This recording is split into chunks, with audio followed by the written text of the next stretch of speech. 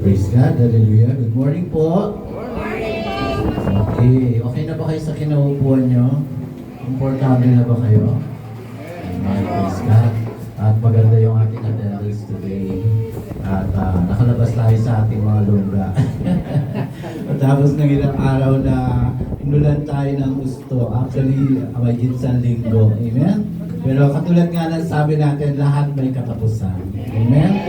Kapag tuloy-tuloy ang ulan, ako din sikat din ang araw. At kapag tuloy-tuloy naman ang sikat ng araw, ulan din naman.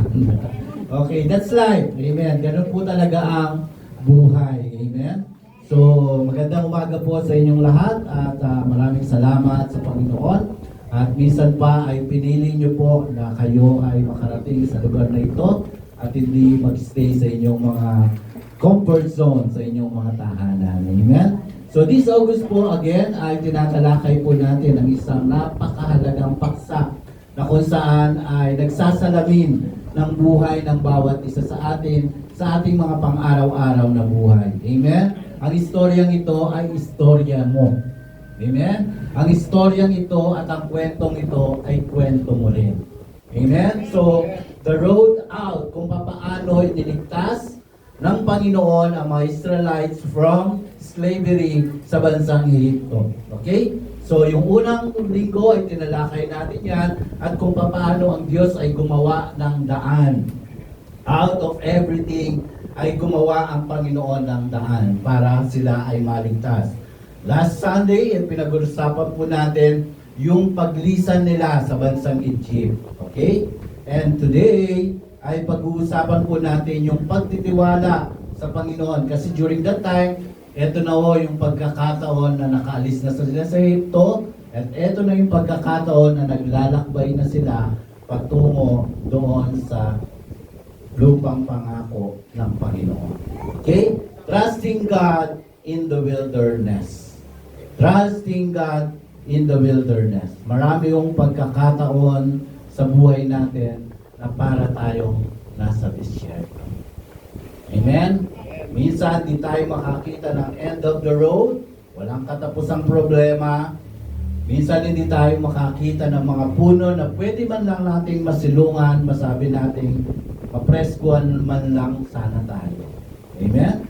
So sa umagang ito, minsan pa ay paalalahanin tayo ng Panginoon kung paano siya tumutugon at gumagabay sa ating pang-araw-araw na pamumuhay. Amen? Sige po, tayo pong lahat ay tumayo. Ulitin ko po yung ating talatang binasa kanina in the book of Deuteronomy chapter 8 verse 2 to 3. Sabi niya, alalaanin ninyo kung paano niya kayo pinatnubayan sa ilang sa loob ng 40 taon upang matuto kayong magpakumbaba. Sinubok niya kayo kung susundin ninyo siya. Tinuruan nga kayong magpakumbaba. Ginutom niya kayo bago bigyan ng mana. Isang pagkaing hindi ninyo kilala ni ng inyong mga ninuno. Ginawa niya ito upang ipaunawa sa inyo na ang tayo'y hindi lamang sa tinapay na bubuhay, kundi sa bawat salitang namumutawi sa bibig ni Yahweh. Pagpalain po ng Panginoon ang kanyang mga salita. Tayo po'y manalangin. Lord, we thank you for these reminders. Kung paano, Diyos, na sa bawat araw ng buhay namin ay nandun yung pagsama mo sa amin.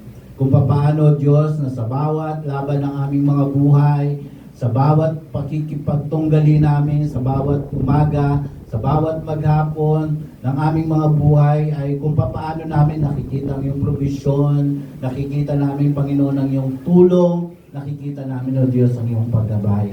Mas lalo mo pang palawakin, O Diyos, ang aming pangunawa at mas lalo mo pang hayaang makita namin kung gaano kalawak, O Diyos, yung pagmamahal, yung pagkalinga mo at paggabay mo sa amin sa araw-araw na kaya mong gawin sa aming panahon sa kasalukuyan.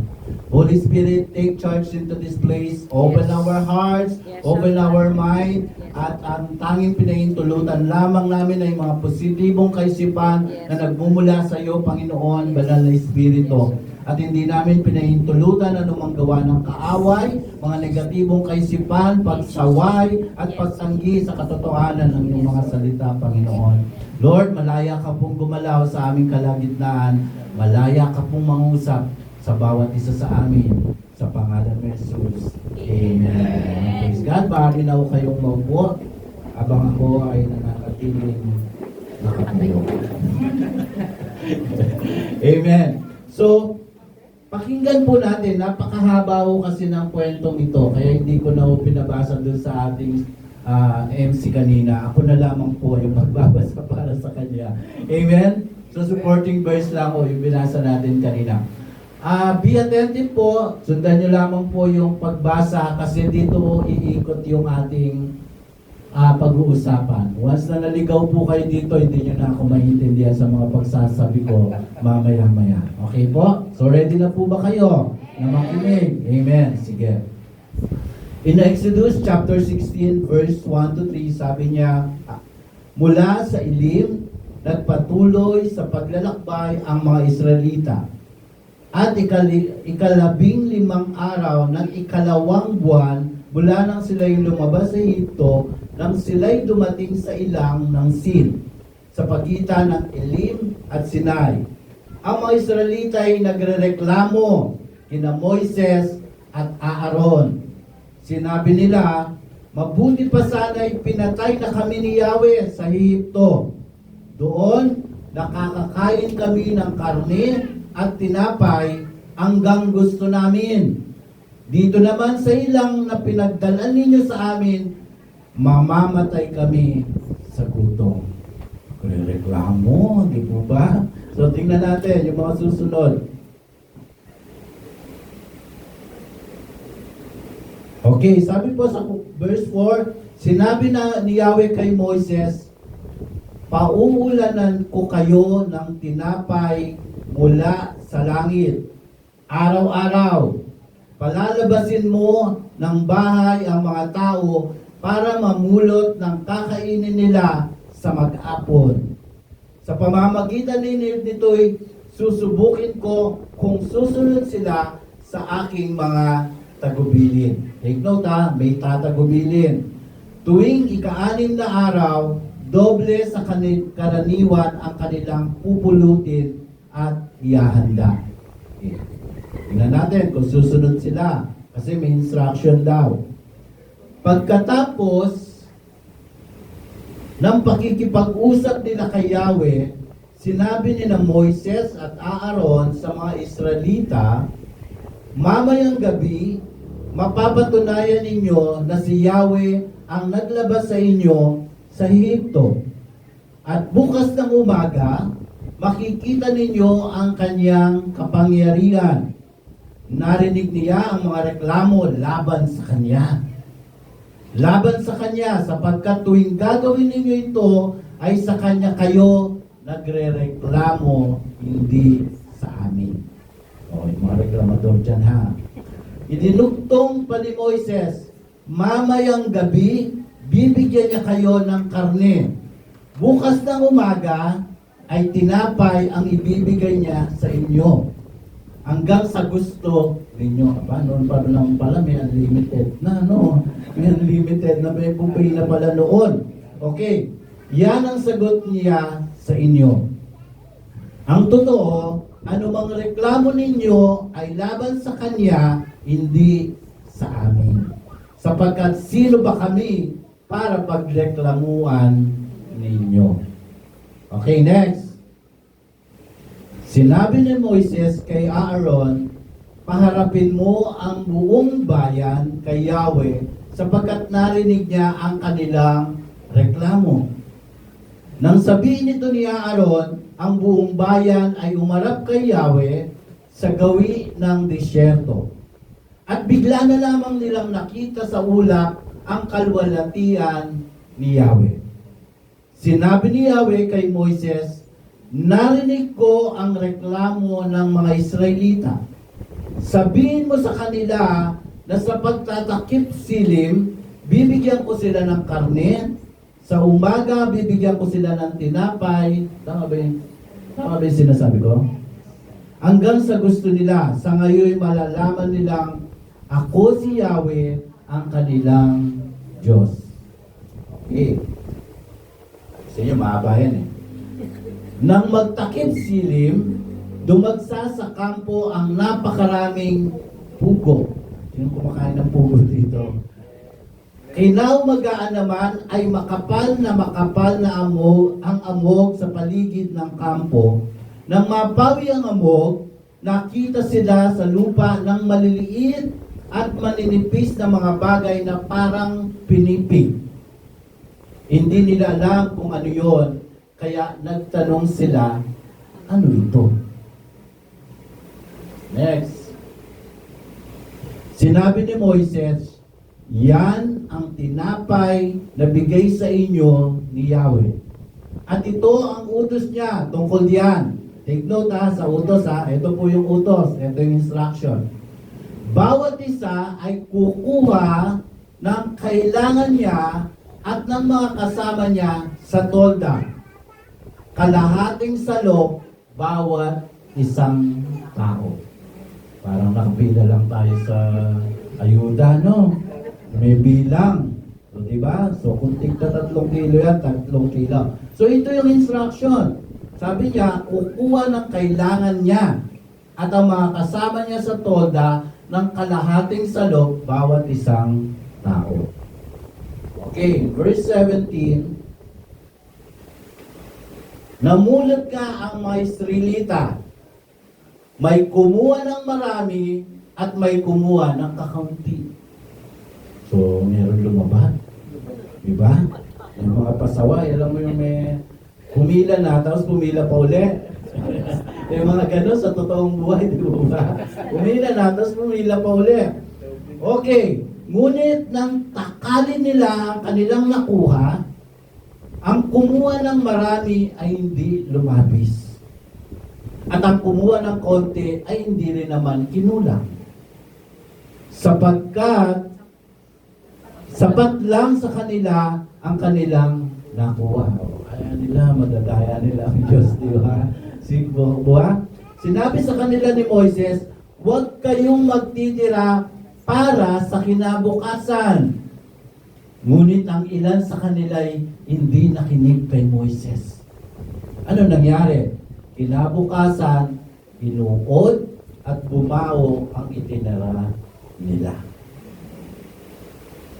Mamaya pag-uusapan natin, napakagandang kwento niyan, na lesson niyan para sa ating lahat. Kaya nagalit sa kanila si Moises.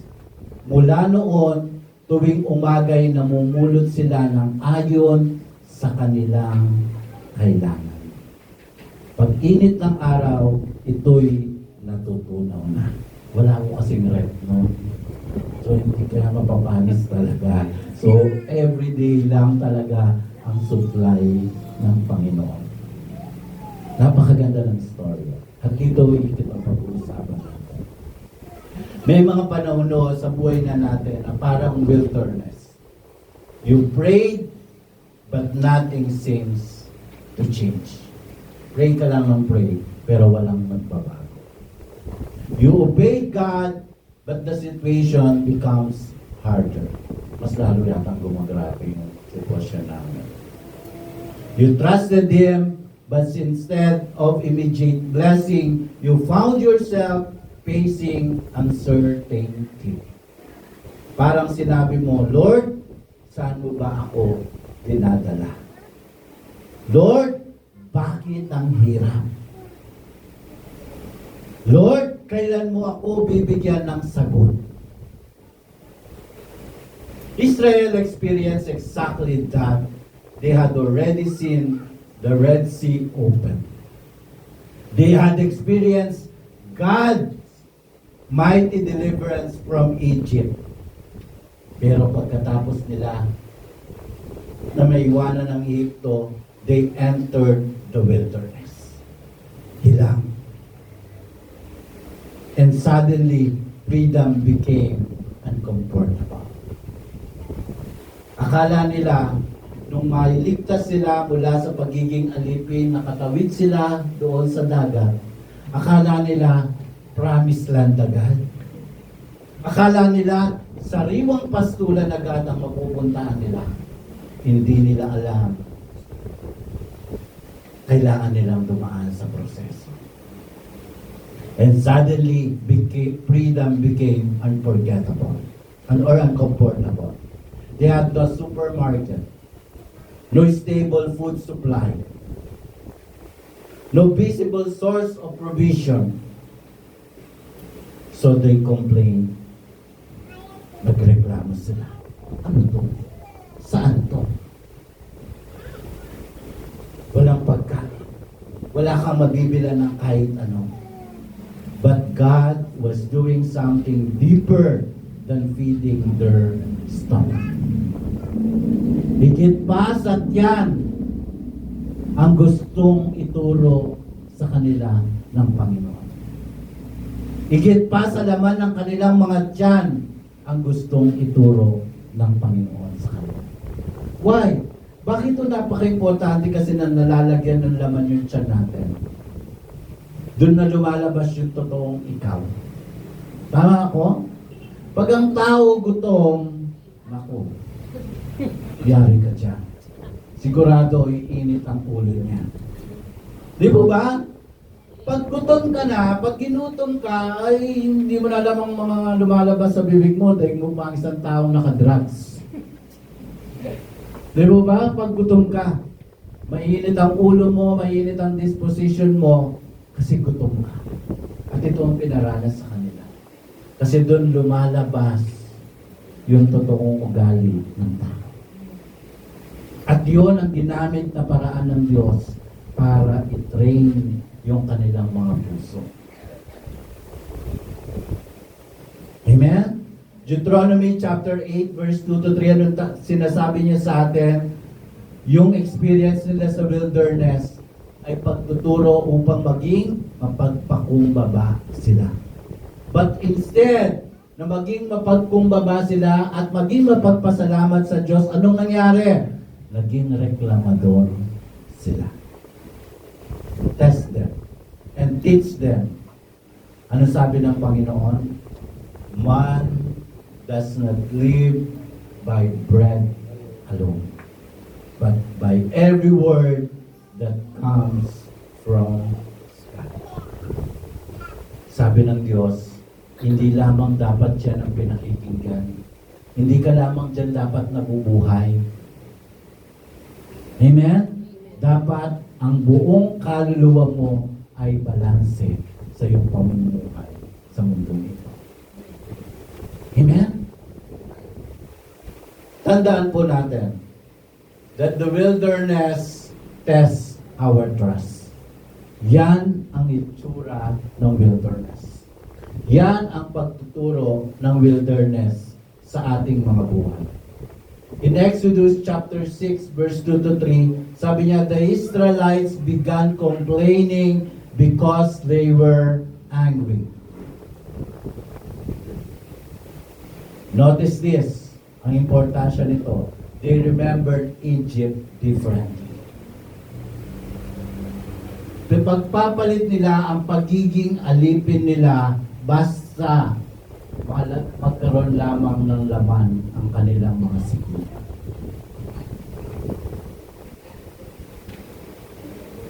Maraming tao ganyan. Di po ba? Kapag wala nang makain ng isang tao, doon niya naiisip kahit sa masamang paraan, gagawa siya. Pag sinasabi natin yung mga nauuling mga magnanakaw, yung mga nagbebenta ng mga masasamang gamot, pag ini-interview sila, bakit mo yun nagawa? Wala po kasi pambili ng pagkain sa aking pamilya.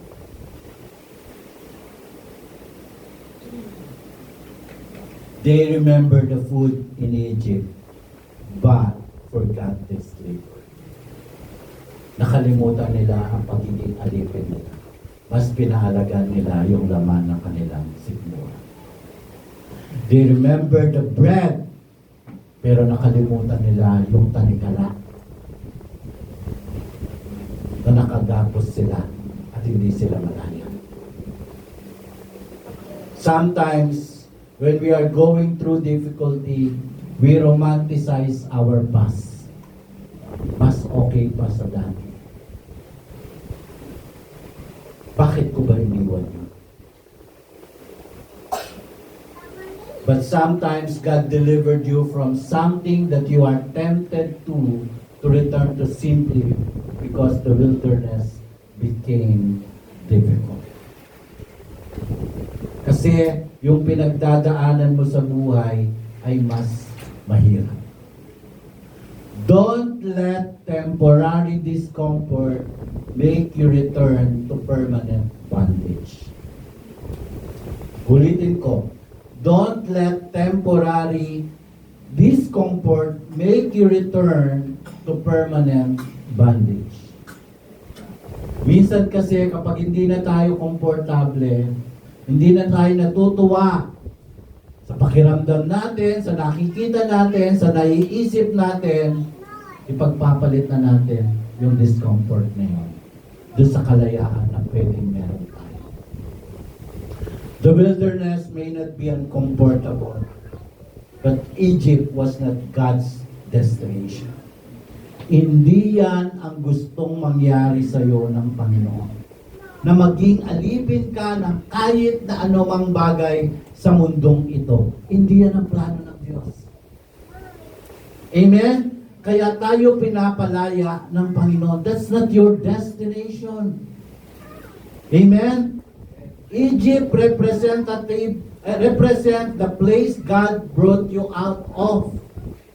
Ang Egypt po ay nagpapakita o nagre-represent ng kung papaano ka pinalaya ng Diyos mula sa pagiging makasalanan mo. At ang wilderness naman po ay nagpapakita ng isang lugar kung saan inihahanda ka ng Diyos. At yung promised land naman ay nagre-represent where God is taking you, kung saan ka dadalhin ng Diyos. Lahat po ba ng nakatawid doon sa dagat na pula ay nakarating sa promised land? Hindi. Ano kaya ang mga dahilan? Ha? Take note, ilang years ba yon? 40 years. Sige nga, magbilang tayo. Kung 40 years yon, sabihin na natin 20 years ka nung mangyari yon. Tapos naglakad ka ng 40 years sa buhay mo, ilang taong ka na nun? 60. Kaya pa, Sister Adair? Kaya pa? Di po ba? So, yung iba, hindi na nakarating doon sa promised land because of their katandaan. Yung iba naman, hindi po nakarating sa promised land because of their katigasan ng ulo. Ayaw nilang sumunod doon sa instruction ng Panginoon through Moises. Ang daming reklamo. Palaging binabalikan yung ganito, palaging binabalikan dito, ganyan-ganyan. Kaya nakikita nyo, sa atin, dito sa bansang ito, walang perfect na presidente. Pag election, lahat boboto kay ganito, lahat ganyan. Pag nakaupo na yan, biglang magko-compare yan. Buti pa si presidente ganito, presidente ganon. Di po ba? Palaging may reklamo. Kaya kahit sino pang ilagay mo dyan, ay talaga. Hindi talaga yan magiging perfecto. Sa halip na dapat ay sinusuportahan mo, anong ginagawa mo? Binabatikos mo. Yan ang nilagay ng Diyos eh. Kahit hindi mo pa yan binoto, kapag yan ay nakaupo na, accountable ka na dyan bilang Kristiyano. Kailangan mo na yung ipanalangin. Kailangan mo na yung suportahan. Kasi yan na yung pinagkaloob sa atin. Pero hindi eh. Anong nangyayari sa atin? Hindi natin ma-accept yung katotohanan, nagkakaaway-away tayo. Di po ba? Dahil yung nakaupo, ayaw nating tanggapin na dapat siyang nandun, o the whole year na siya nakaupo dyan, impacto ang buhay mo. Kasi hindi mo yan in-accept. At puro reklamo ang lumalabas sa bibig. Same with these people. Kaya nga sabi ko sa inyo, kwento natin yan eh. Hindi ang kwento ng mga Israelites. Tayo din minsan kasi gano'n. Instead na sumunod, ang ginagawa natin, magreklamo. Amen? Don't go backward simply because forward is difficult. Huwag kang aatras kasi dahil nakikita mo lang na parang mahirap yata.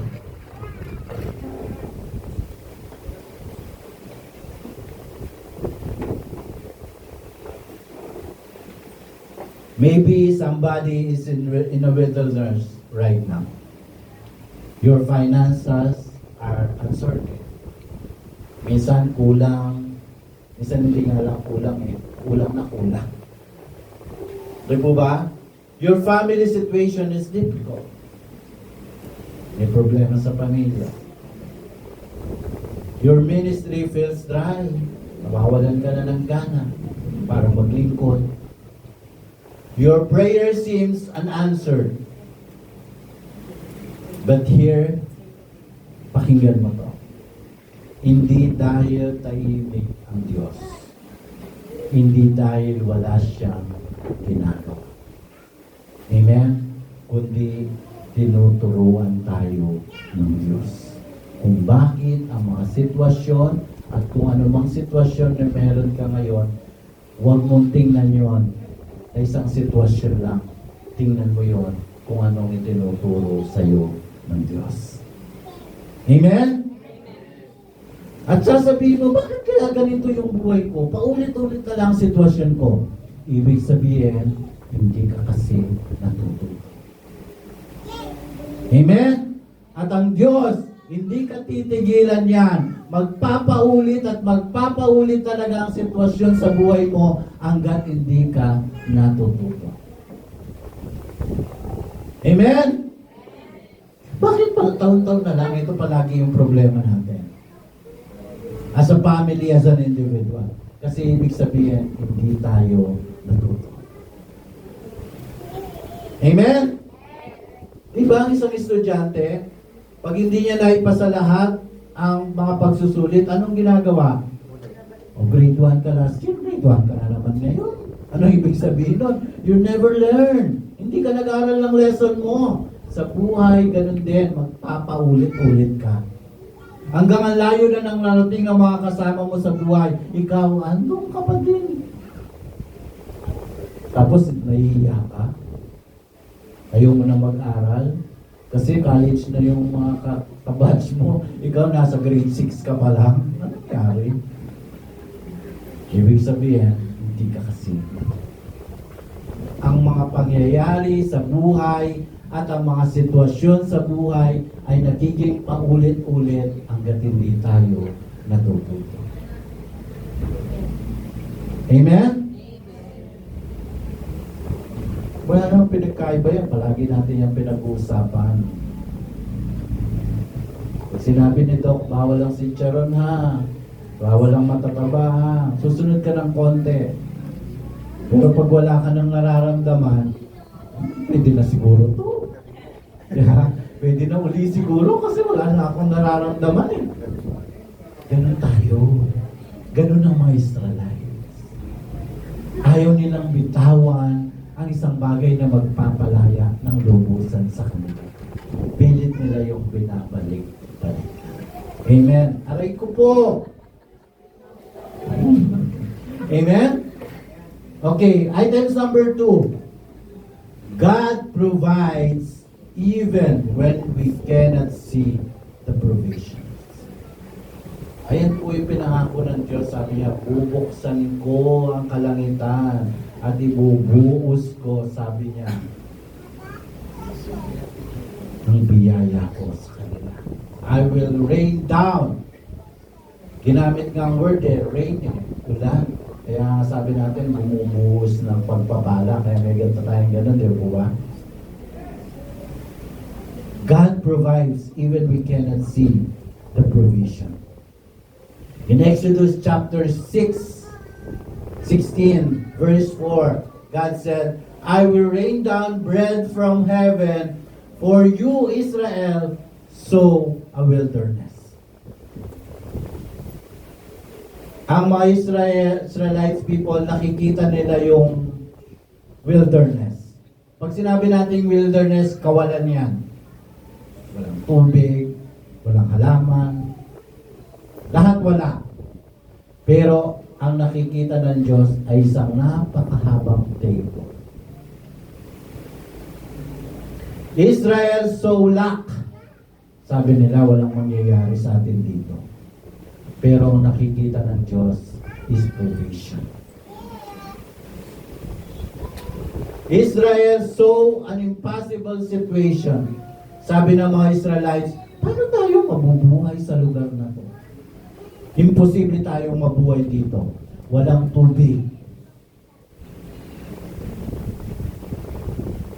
Pero bago pa man sila dali ng Diyos, ginawa na ng Diyos ang lahat ng provision para sa kanila. Amen? God saw already at nasolusyonan na ng Diyos yung sitwasyon na kakailanganin nila. Ang problema lang, hindi kasi sila marunong pag-antay. Excited sila masyado. Amen? So this is the nature of God. Sometimes, God doesn't show you the provision before He asks you to trust Him. Minsan, hindi muna pinapakita sa iyo ng Diyos kung anong naghihintay na gantimpala para sa iyo. Until pakita ng Diyos na sa Kanya ka ay nagtitiwala. Amen? Pag nakita na ng Diyos ang pagtitiwala mo sa Kanya, doon niya nire-release unti-unti yung mga biyaya na nakalaan para sa iyo. Amen? Maybe sinasabi natin, Lord, I don't know how this will work. Paano ba mangyayari ang lahat ng ito? God may answer, you don't have to know how, but you have to know me. Hindi mo kailangang malaman kung paano mangyayari ang lahat ng ito. Ang kailangan mo lang ay malaman kung sino ako. Amen? Kasi when you know God, hindi mo na kailangan talagang malaman ang maraming bagay. Dahil alam mo na kapag kakailanganin mo, God will grant it. Ibibigay yan sa'yo ng Diyos.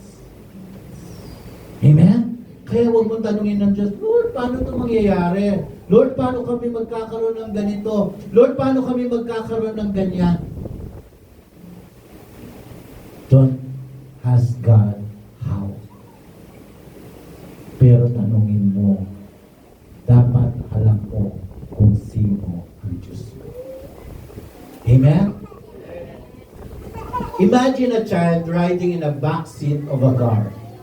Isang bata ang nandun sa likod ng sasakyan. The child doesn't know the road. Siyempre, he doesn't understand the traffic. Pag bata ka pa, ano ba pakialam mo sa mga paligid mo? Di po ba? But he can sleep peacefully because he trusts the person's driving. Alam niya at kilala niya kung sino ang nagdadrive. Faith is not knowing the entire road. Hindi mo kailangang malaman ang buong kalsada na dadaanan mo. But faith is knowing who is driving. Alam mo dapat kung sino ang chauffeur ng buhay mo. Amen? Sino ba ang chauffeur ng buhay mo? Amen. Parang di ako kumbinsido. Jesus. Parang may pag-aalanganin dun ah. Di ba ba? So si Jesus ang chauffeur ng buhay natin. Therefore, siya ang merong hawak ng ano? Manumbela. Siya ang magdadala sa iyo kung saan kanya gustong dalhin. Kalma ka lang dyan. Kung totoong pinagkatiwala mo ang buhay mo sa Panginoon, hayaan mong siya ang mag-drive sa buhay mo. Kahit dalhin ka niya sa bako-bako, sa paliko-liko, up and down na mga kalsada, ang God, inaayaan mo na siya ang maging tsuper ng buhay mo, you will be saved forever. Amen? So, ayaan natin siya. Siya yung magmaneho ng buhay mo. Alam niyo po, pag ako nagda-drive, at may kakilala, at alam ko na yung nagda-drive, yung sakay ko ay marunong ding mag-drive, tinatanong ko yan, gusto mong mag-drive? Kasi ang ayaw ko, yung pakikialaman yung pagdadrive ko. Nawawalan po ako ng diskarte. Okay? So, kung gusto mo, kung gusto mo mag-drive, go. Kasi, paray ko na lang yung mag-drive. At least may driver pa ako. Di ba ba? So, yun yun. So, dapat alam natin kung sino yung driver mo sa buhay. At kapag si God, kahit ang dinadaanan mo ay pabako-bako, alos mahilo-hilo ka, hindi ka mag-alagay pa. Lord, ano ba to? Lord, ano ba to mangyayari sa buhay ko? Ups and downs. Makakahilo. Paliko-liko. Pero alam mo kung sino ang driver mo. You have a peace. God provides even when we cannot see the provision. Kahit hindi natin nakikita kung saan manggagaling, kung papaanong paraan, hindi mo na yan problema dahil hindi ka Diyos. Problema na yan ng Diyos. Amen? Minsan kasi nag-a-act tayo parang Diyos eh. Yung trabaho ng Diyos kinukuha mo, pakialamera ka kasi. Hindi ka naman Diyos. Tapos sa dulo, hindi mo rin naman kaya. Nagmamagaling ka lang. Di ba? Naggagaling-galingan ka lang. Di ba? So, kung hindi mo kaya, Lord, ikaw ang bahala nito. Bahala ka na, Panginoon. At kapag pinaubayan natin sa Diyos, huwag nating pakikialaman ng Diyos. Hayaan natin siya. Sumunod lang tayo kung saan tayo dalhin ang Panginoon. Yun ang totoong pananampalataya. Yun ang totoong nagtitiwala sa Diyos. Amen? Naiintindihan so far. Okay, next. God's provision teaches us daily dependence. Daily dependence. Marami yung pagkakataon sa atin. That's why hindi natin na-enjoy yung araw ngayon. Because ang iniisip na natin agad yung para bukas. Hindi mo pa nga alam kung buhay ka pa bukas, tapos masyado mong problema yung araw ng bukas. Di ba ba? In Exodus 16:4, sabi niya, God gave manna daily. Daily. Hindi weekly. Hindi monthly. Hindi yearly. Nagbigay ang Panginoon, sabi niya, ano sabi niya? I will rain down bread from heaven for you. Daily. Kaya nga yung panalangin, di ba? Bigyan mo kami ng aming kakanin sa araw-araw. Sinabi niya bang, bigyan mo kami ng kakanin sa buong isang taon? Ganun ba yung prayer? Hindi, di ba? Every day, so si Lord, on a daily basis lang siya nagpo-provide. Not enough for 10 years. Bakit ang tawag natin kaya nga daily bread? Why? Because God was teaching every one of us, aside from Israel. You must learn to depend on me every day. So, ang pagtitiwala sa Panginoon ay araw-araw dapat. Kasi pag binigay na lahat ni Lord, pag pinrovide na lahat ni Lord sa buong isang buwan, and then next month mo na uli kakausapin si Lord. Next month ka na uli magpipray. Next month ka na uli iingi. Kaya na diba, pag may mga nag-text sa inyo, na matagal lang hindi nagte-text, na umusta, naku, ano kaya ito pang umusta na? May kasunod. Hindi naman ako palagi kinukumusta na ito. Bakit kaya bigla ko naalala? Minsan ganon. Kaya si Lord, sabi niya, bibigyan ko kayo on a daily basis. You must learn to depend on me every day. Sometimes we want God to give us the entire blueprint. Pinag-usapan natin yan last week. Lord, show me the exact 5 years, 10 years. But God says, trust me today.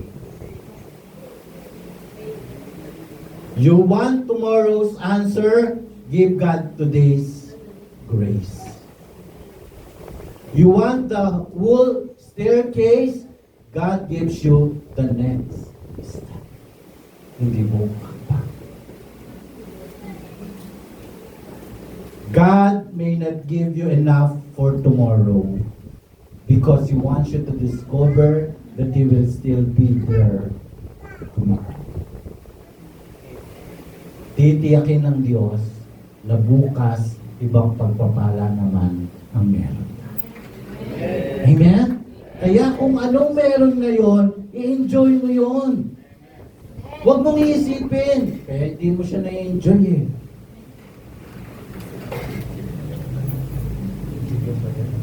Di po ba? Kasi yung Diyos kasi today is Diyos tomorrow.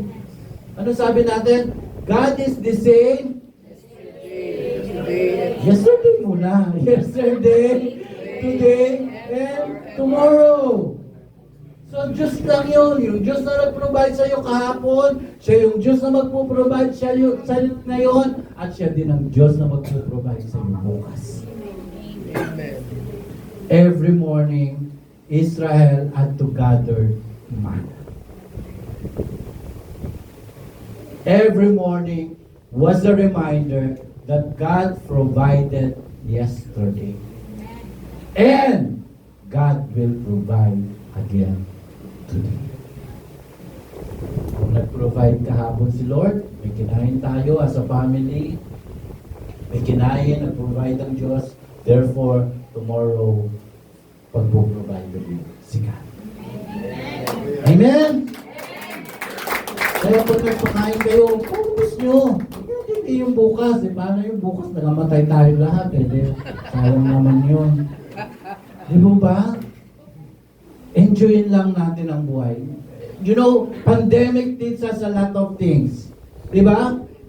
Walang mayaman, walang mahirap, pipila ka sa grocery. Yung lahat ng naiipon mo, hindi mo rin pala ma-enjoy kasi hindi mo alam matatepok ka na pala nung araw na yun. You know, matuto tayong mabuhay ng simple lamang sa bawat araw na nakadepende lamang doon sa kapangyarihan at kakayaan ng Diyos. Amen! Huwag tayong masyadong magpa-stress.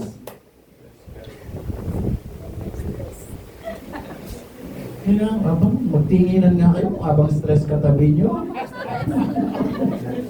Wag, kasi may Diyos ka. Huwag magpapa-stress. Huwag niyo masyadong seryosohin ang buhay. Hindi mo hawak ang buhay mo. Sino may hawak ng buhay mo? Si Lord. Kaya enjoy lang. Amen. Happy lang. Huwag masyadong seryoso sa buhay. Amen.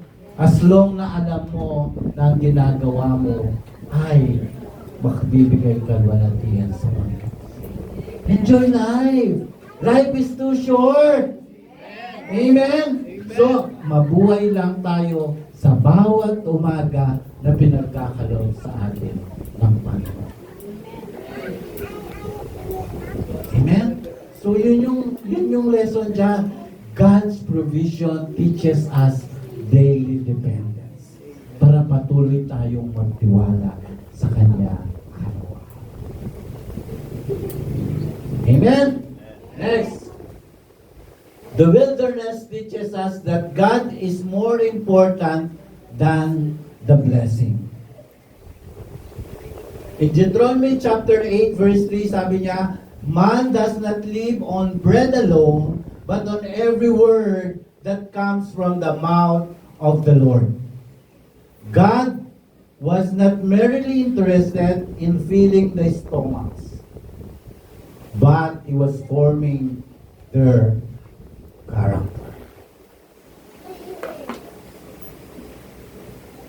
Ang importante ho sa Diyos, yung karakter, hindi yung laman ng tiyan. Amen? The wilderness was God's classroom. They were learning how to trust God. They were learning how to obey God. Yan ang pagtuturo ng Diyos sa kanila. And they were learning how to wait the Lord. Kasi everyday basis eh. And they will learn how to depend on the Lord.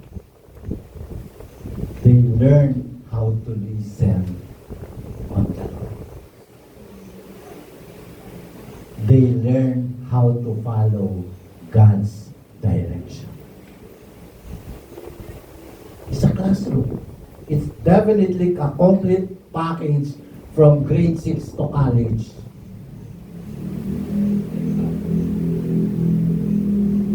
Tinuruan sila ng Diyos na magtiwala sa Kanya.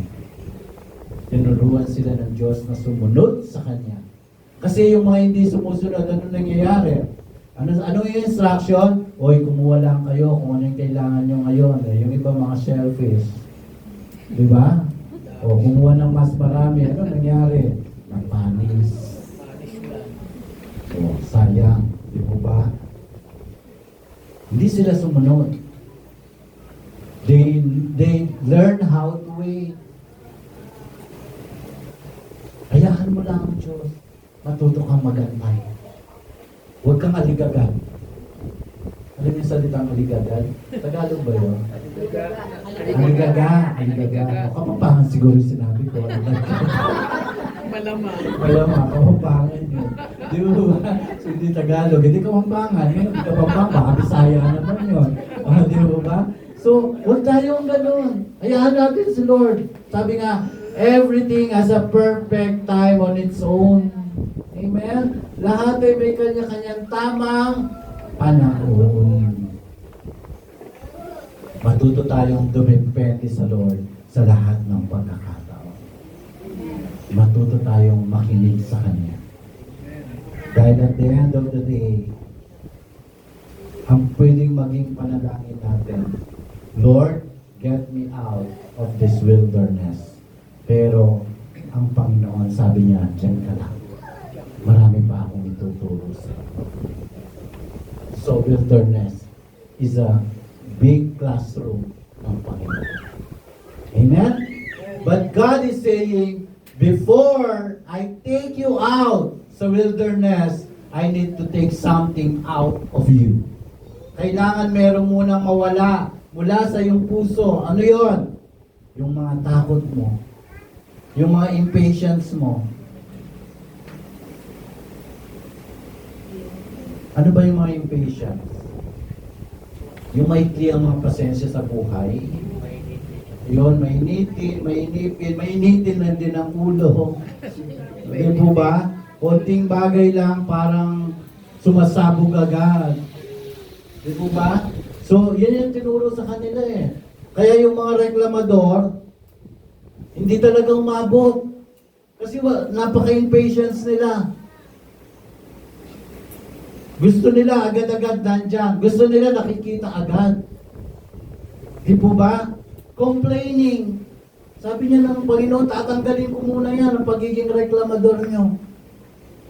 Minsan tayo ganun. Mas marami pang reklamo kaysa doon sa pagsunod. Kung sino-sino yung sinisisi at kung ano-ano mga sinisisi. Amen? Gusto natin ang lahat ang nag-a-adjust sa atin. At hindi tayo mag-a-adjust para sa ibang tao. Yan ang mga reklamador. Amen? Complaining, unbelief. And sabi niya, tuturuan ko kayo kung paano magtiwala sa akin sa mga bagay-bagay. Sa akin muna, bago ang mga ito. The wilderness is not always punishment. Sometimes it is a preparation. God was preparing Israel for the promised land. Because you cannot carry wilderness thinking it into a promised land assignment. Kailangan mo talagang dumaan sa isang proseso para makuha mo yung pinangako sa'yo ng Diyos. Wilderness teaches us that God is more important than the blessing. Amen? Hindi yung puro, Lord, pengin ito, Lord, pengin yan, Lord, pengin ito. Natuto ka lang manalangin ng kakaingin. Akala mo ang prayer tuloy is about asking lang. Diba? Yung pag-ingi lang.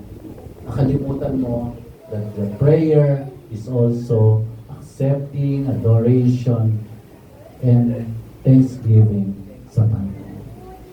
Amen?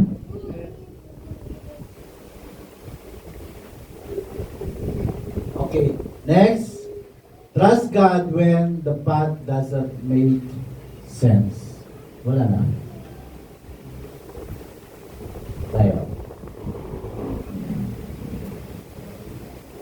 Okay, trust God when the path doesn't make sense. Okay. So, imagine the Israelites looking around. Sands everywhere. No fields. No farms, no visible source of food, and yet God said, I will provide. Minsan ganon. Nakikita natin, saan magagaling? Wala naman kami mga trabaho. Wala nga silang trabaho. Walang mapagkukunan. Mga kamag-anak namin, mahirap pa sa amin. Diba? Pag lumapit ako sa kanila, doon pala ako sa pinto. Parang mas maawa pa ako sa kanila sa mga kwento nila. Diba? May mga ganun, yung mga kamag-anak mo, dadramaan ka. Yung alam nila kasi lalapit ka sa kanila. So, unaan ka na nila, tactic nila yon. Kunwari, naghihirap din sila sa buhay, mga panahon yun. Dahil alam nila na kaya papalabasin nila, mas mahirap sila sa'yo. In the end, sa halip na ikaw, sa halip na ikaw ang humingi, ikaw po yung nagbigay, o, di ba? Tado ka. Okay? So, yun po yun. No fields, no farms, no visible source of land, of food. And yet, God said, I will provide. Sometimes God's path doesn't make sense to us. Ano to? Kala mo walang-wala lang, walang kwenta lang. But God's wisdom is greater than our understanding. Mas matalino ang Diyos sa atin. Amen? Yung iniisip mong kawalan, sa Diyos marami yan. Proverbs chapter 3 verse 5 reminds us that trust in the Lord with all your heart and lean not your own understanding. Hindi ko man naiintindihan ang sitwasyon ko ngayon. But Lord, I trust you. Hindi ko man nakikita kung paano yung mga solusyon sa buhay ko ngayon. But Lord, I believe in you. Hindi ko man alam kung kailan magkakatotoo mangyayari yung mga bagay na ginugusto ko. But I know, Lord, you are faithful. Hindi ko man alam kung kakayanin ko pa. But I know God can do it for me. Amen? Kayang gawin yon ng Diyos para sa iyo. Next, don't miss God's daily miracles. Kaya ako kanina tuwa ako sa testimony ni Brother Edwin. Kasi this is the realization of life na dapat naiintindihan natin lahat. Na hindi natin na-miss ang bawat sandali, ang bawat araw ay isang milagro sa ating lahat. Akala natin normal lang yun kasi in everyday basis nangyayari siya. So nasanay ka na lang. Tuwing alas 7, alas 8, o kung anumang oras ka nag-aalmusal, may aalmusalin ka. Tuwing tanghali, alas 11, alas 1, alas 12, na magla-lunch ka, normal lang yon na mag-lunch ka. And then in the evening, doon lang umiikot. Akala mo normal lang yung mga ganong bagay. Sometimes we don't realize na itong mga bagay na palang ito na mga simple ay isang malaking himala pala ng biyaya ng Diyos. In Exodus chapter 16, verse 13 to 5, when the Israelites saw the manna, they asked, sabi nila, ano to? In Hebrew, the word is connected to manna, meaning essentially, or what is it? What is this? Essential. Imagine receiving a miracle and asking, ano to? Hindi mo alam, wala na pala yung nangyayari sa'yo. Miracle na pala yung nangyayari sa'yo. Amen? Sometimes God's provision doesn't look like what we expected. Hindi natin alam, kasi ang alam natin, pag blessing, limpak-limpak na salapi. Yun lang ang alam natin. Yun ang pananaw natin doon sa blessing. We ask for a miracle that looks dramatic. But God sends something simple. You ask for a huge breakthrough. God gives you an opportunity. Amen? You ask for financial abundance. God gives you enough for today.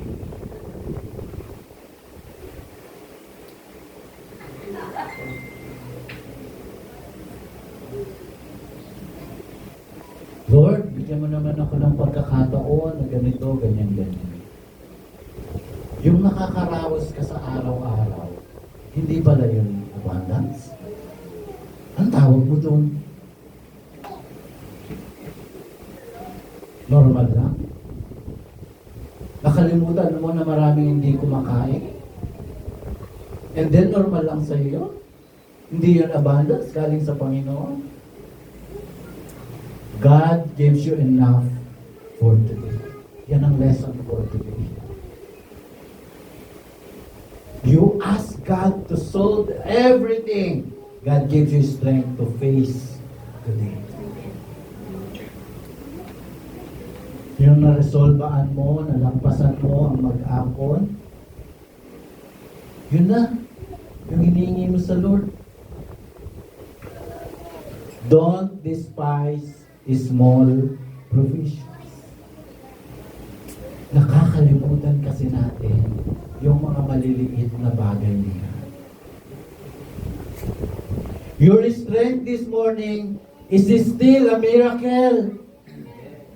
Amen. Why? Ang daming nasa ospital. Ang daming merong may sakit.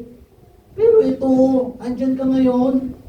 Nakapagbiyahe ka, nakasakay ka ng tricycle, nakapagmotor ka, nakapunta ka dito. It's a miracle. Amen? Your strength this morning is a big miracle. The family that stayed together is still a miracle. Amen? Yung magkakasama kayo, magkakapamilya, isang himala dahil ang daming broken families. Nakalimutan kasi natin yun eh. The door that God opened is still a miracle. Kapag may mga bagong oportunidad na ibinibigay sa atin ng Diyos, isa yung malaking himala. The grace that carried you through yesterday is still a miracle. Yung nakaraos ka kahapon ay isang malaking himala ng Diyos sa iyo ngayon. Dahil kahapon, marami ang hindi umabot ngayon. Pinaglalamayan na kagabi. Amen? Nakalimutan natin yun. Yung mga maliliit na bagay na yon, tapos ang ina-expect mo na miracle lang, biglang gumaling ang sakit mo, bigla kang lumakad, bigla kang nagkaroon ng limpak-limpak na salapi. Yun. Dapat ma-acknowledge natin yung mga maliliit na bagay, yon ang mga malalaking himala ng Diyos sa buhay. May trabaho ka ngayon? It's a miracle. Remember, 2.5 million na Pilipino ang walang trabaho sa bansang ito. Pero hindi ka kasama sa 2.5. Amen? May pinagkakakitaan ka. Kaya kami pag yung nag-encourage kami ng magpasalamat kayo sa Panginoon, employed kayo. Kasi yung iba, ang pinoproblema nila kung paano sila matanggap ng trabaho at paano sila magkatrabaho. Ngayong ikaw may trabaho, sasabihin mo, naku, lunis na naman, papasok na naman. Sige, gusto mong forever na bakasyon? Pag wala kang trabaho, ang prayer mo, Lord, bigyan mo naman ako ng trabaho. Saan ba talaga nung lugar si Lord? Kaya yung hirap maging Diyos, di ba? Sala sa init, sala sa lamig. Pag may trabaho, tinatamad pumasok, ayaw pumasok. Pag walang trabaho, humingi na ng trabaho. Di ba? It's a miracle. Ang mga trabaho ay malaking biyaya yan. Maliit man yan, gaano man yan, may kalaki o kaliit na sweldo, importante merong dahiluyan ng pagpapala sa Panginoon. Amen? So huwag tayong reklamador. Kung anong meron sa atin ngayon na na-enjoy natin, palagi natin yung ipagpasalamat sa Diyos. Kasi hindi sa lahat ng pagkakataon yung mga tao na kapalibot sa iyo ay meron sila ng katulad ng sayo. Amen? Umulan, walang tigil ang ulan. Magpasalamat ka sa Lord kung walang tumutulo sa bahay mo. Kung meron man, at least 3 balde lang yan. Yung iba, 10. Nakakalamang ka pa din. Di ba? Ano ba ito? Maglalaban ba tayo sa sala natin? Di ba na yung dryer, ano natin? Di ba? Yung iba tuyo, yung iba nakikipaglaban sa tubig, baha ikaw. Di ba? So ang daming dahilan upang sabihin mo na Lord, thank you for this day. Pero anong ginagawa natin? Nagrereklamo tayo. The greatest lesson of the wilderness was not God can give bread, but it was God can be trusted. Amen? Pwedeng mapagkatiwalaan ng Diyos sa lahat ng pagkakataon sa ating mga buhay. They learned that when they were hungry, God was faithful. When they were thirsty, God was fruitful. When they were afraid, God was faithful. And when they didn't understand, God is still faithful. Palaging tapat ang Diyos kahit na minsan hindi natin naiintindihan ang mga sitwasyon natin sa buhay. Amen. Pwede po ba tayong lahat ay ngayon? Let's have some declaration in our mind. Church, sabihin natin ito ng sabay-sabay. Hindi ko man, wait lang. Parang nag-iba yung aking.